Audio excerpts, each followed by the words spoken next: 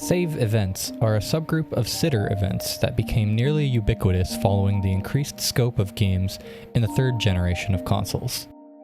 Prior to that time, the technology was relegated to what might be retroactively referred to as arcade style, where your progress was only sustained by your own skill and a number of extra lives or continues. For our purposes, this is the far end of the spectrum from stage saving to story saving.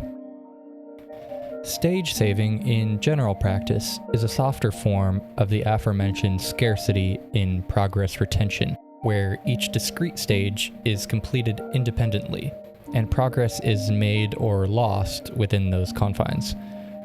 One of the first games to apply stage saving in a broadly palatable manner was Super Mario 3, and this would effectively become the blueprint for presenting Mario's 2D gameplay. Story saving was popularized by Zelda. In this game, progress is retained at virtually any point in play, although various factors will prescribe limitations on this event in most games, such as the position of re-entry, what items and statuses are kept, and the specific locations at which saving is available. On this far side of the spectrum, there are games such as those by Interplay or BioWare allowing instantaneous saving at any point, which coined the term save scumming as an ostensibly illegitimate metagame. These two ends are connected by a wide variety of methods for saving progress. Between the extremes are the degrees of moderation that grew increasingly popular as they were refined. Broadly, these are called siege save events, metaphorically capturing connected nodes and incrementally branching towards progress.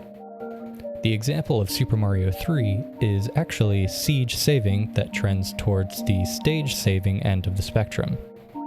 The threshold of siege saving is tangential to the arcade style, or rather single stage saving, with the siege event of extra lives. Adjacent to this would be a ray siege, where despite being segmented in some way, the progression of the game is still a linear ray without indications of branching or diverging. By contrast, we have Web Siege, which is utilized by immersive mazes and similar games as a modular form of saving progress. Dark Souls is at the quarter turn of the spectrum with its discrete bonfire checkpoints. Meanwhile, the actual save method is full auto, disallowing you from rolling back any mistakes or deaths. Super Metroid is closer to the center, where checkpoints are more absolute and the economy of failure isn't partitioned into any retention. Fail retention, or simply retention, is the progress reserved or even gained upon failure. In the vernacular, this would be the light of roguelite, where certain items and conditions can be carried over after dying. A true roguelike, as it were, could then be described as a single ray siege, with an implication of minimal retention. To be clear, this term omits some details that the term roguelike would prescribe, but the culture was already starting to blur the definitions on its own.